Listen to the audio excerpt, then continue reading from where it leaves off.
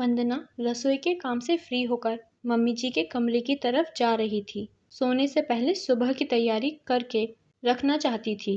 वह स्कूल में एक टीचर थी। सुबह तो खुद के लिए भी ढंग से तैयार होने का भी वक्त नहीं मिलता।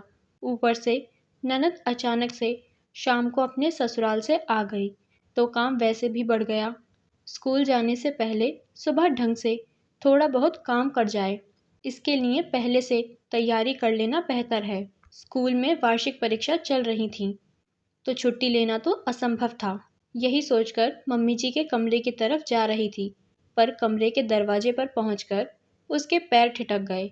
अंदर उसकी सास सुशीला जी, उसका पति मधुर, देवर अंशुल और ननद विनीता बैठकर बातें कर रहे थे। बार बार वंदना का नाम आ रहा था, इसलिए वंदना ने बात सुनना ही उचित समझा। भैया, मैंने सुना है कि भाभी के मायके में उनके पापा ने प्रॉपर्टी बेची है और उसका अच्छा खासा पैसा भी आया है। खुद उनके मम्मी पापा कितने अच्छे फ्लैट में रहने गए हैं, साथ ही अपने बड़े भाई के बेटे को भी रख रखा है, तो भाभी को भी तो पैसे मिले ही होंगे। विनीता की बात सुनकर मधुर बोला, अरे मुझे क्या पता, ना तो पापा जी ने कुछ बताया और ना ही वंदना ने। दोनों के दोनों बाप बेटी अंदर के अंदर ही सब कुछ कर लेते हैं, पर यहाँ दामाद की कोई इज्जत नहीं है। मुझे तो बताना भी ठीक नहीं समझते। अरे भैया, तो पता करो ना, ऐसे थोड़ी ना काम चलेगा। आखिर कितने पैसे आए हैं पता होगा, तभी तो अपना बजट बना पाएंगे हम। और इस बार मुझे बाइक लेनी ही लेनी है, चाहे कुछ भी हो जाए, अंशुल ने जिद करते हुए कहा। तो विनीता कहाँ पीछे रहती, वह भी अपनी फरमाइश करते हुए बोली, हाँ भैया, पता कर ही लो। मुझे भी इस बार सोने के कड़े तो चाहिए ही चाहिए। आप लोगों से तो इतना भी नहीं हुआ कि मुझे सोने के कड़े ही दे देते शादी में। जब मेरी देवरानी अपने मायके से आए हुए सोने के कड़े पहनती है तो मुझे सही में बहुत बुरा लगता है। ऐसा लगता है कि जैसे मुझे ही दिखा रही हो। तभी सुशीला जी बोली, तुम दोनों चुप करो, मुझे बात करने दो। देखो मधुर, पैसों की ज़रूरत इन दोनों को ही नहीं, मुझे भी है। मैं भी सोच रही हूँ कि इस मकान के ऊपर एक मंजिल और चढ़ा दूँ, ताकि कल को अंशुल की भी शादी हो तो परेशानी ना हो। अब हम लोग तुझसे नहीं कहेंगे तो किससे कहेंगे? बहू के पास पैसे रखे हैं और हम लोग कितने परेशान हो रहे हैं, ये कोई बात होती है क्या? तुम अपने ससुर जी से पूछोगे तो अच्छा नहीं लगेगा, पर तुम वंदना से तो बात कर ही सकते हो ना, कि आखिर प्रॉपर्टी को बेचने पर कितना मुनाफा हुआ है। आखिर वो अपने माता पिता की इकलौती बेटी है। आज नहीं तो कल सब कुछ तुम्हारा ही तो होना है। उनकी प्रॉपर्टी पर तुम्हारा भी पूरा अधिकार है। मुझे तो यकीन नहीं होता कि वंदना ने तुम्हें अभी तक कुछ नहीं बताया। और वंदना के ताऊजी के बेटे को क्यों रख रखा है? मधुर संभल जा, नहीं तो मालूम पड़े तेरा हिस्सा वो तेरा साला ले उड़े। थोड़ी देर की खामोशी के बाद मधुर बोला, ठीक है माँ, मैं वंदना से बात करता हूँ। मैं भी सोच रहा हूँ कि ये नौकरी वोकरी छोड़कर खुद का बिजनेस शुरू कर लूँ। कब तक लोगों की जी हुजूरी करता रहूँगा। अब ज़रा बात करता हूँ कि कितने पैसे आए हैं, ताकि आगे की प्लानिंग कर सकूँ।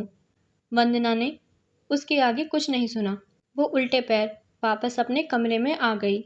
उन लोगों की बातें याद कर उसका सिर दर्द से फटा जा रहा था।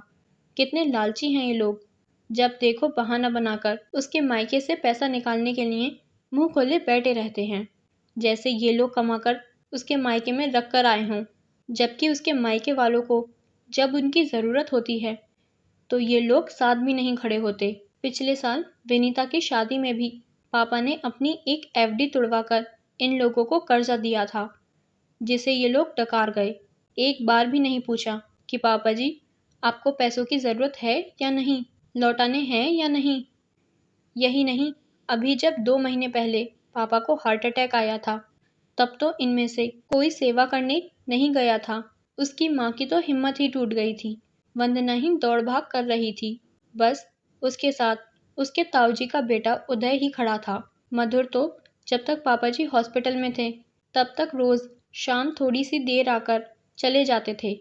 एक बार भी उसने ये पूछना मुनासिब नहीं समझा कि पैसों का बंदोबस्त कैसे हो पाया, जबकि वो अच्छी तरह जानता था कि उसके मायके वाले भी मध्यम वर्गीय परिवार के लोग हैं और प्रॉपर्टी के नाम पर उनके पास सिर्फ उनका मकान है जिसमें वो रहते हैं। उस समय तो वंदना और उदय ने उधार लेकर पापा का इलाज कराया था, लेकिन पापा के इलाज होने के बाद पैसों को चुकाने के लिए अभी कुछ दिन पहले ही उन्होंने अपना मकान बेच दिया और बचे हुए पैसों में खुद के लिए फ्लैट लेकर उसमें रह रहे हैं। अब उसी बचे हुए मकान के पैसे इन लोगों को नजर आ रहे हैं। खैर, थोड़ी देर बाद अचानक सुशीला जी की आवाज आई, बहू जरा कमरे में तो आना। वंदना समझ गई कि उससे पैसे निकालने की रूपरेखा तैयार कर ली गई है। अब उसे बुलाया जा रहा था। वो उठ करके सुशीला जी के कमरे में गई तो सुशीला जी की जगह मधुर ने कहा, वंदना, मैंने सुना है कि तुम्हारे पापा ने अपना मकान बेच दिया है और वो फ्लैट लेकर रह रहे हैं, साथ ही उदय को भी अपने पास रख रखा है। हाँ, अभी कुछ दिन पहले ही बेचा है।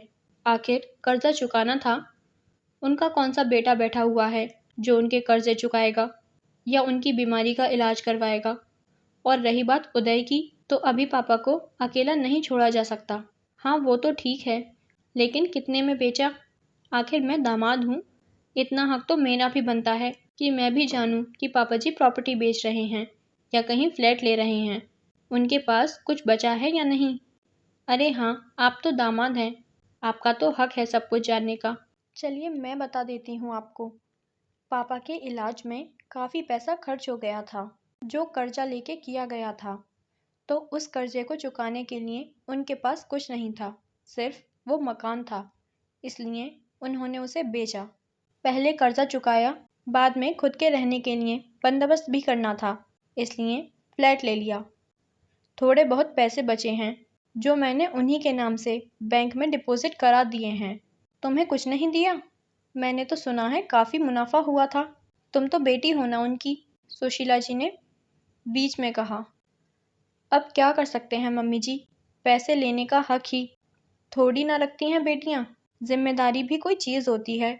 अब जब जिम्मेदारी उदय निभा रहा है तो मैंने सोचा पैसे भी उसी को मिलने चाहिए। इसलिए मैंने हक छोड़ दिया और पापा को कह दिया कि जो आपकी जिम्मेदारी निभाए ये फ्लैट भी उसी के नाम पर कर देना। कहकर वो अपने कमरे में जाने लगी तो मधुर ने कहा, अरे तुम ऐसा कैसे कर सकती हो? तुम्हें पता भी है वो उदय तुम्हारे बड़े पापा का बेटा लालच में तुम्हारे माँ बाप की सेवा कर रहा है। लालच में ही सही, कम से कम मेरे माँ और पापा की सेवा तो हो रही है। मुझे मेरे माँ पापा से कुछ नहीं चाहिए, क्योंकि मैं अपने दम पर कमाने का साहस रखती हूँ। कहकर वंदना अपने कमरे में चली गई और पीछे रह गए घर के बाकी सदस्य अपने टूटे अरमानों के साथ। कहानी सुनने के लिए धन्यवाद। यह कहानी आपको अच्छी लगी हो तो वीडियो को लाइक शेयर ज़रूर करें और चैनल को सब्सक्राइब करना ना भूलें। धन्यवाद।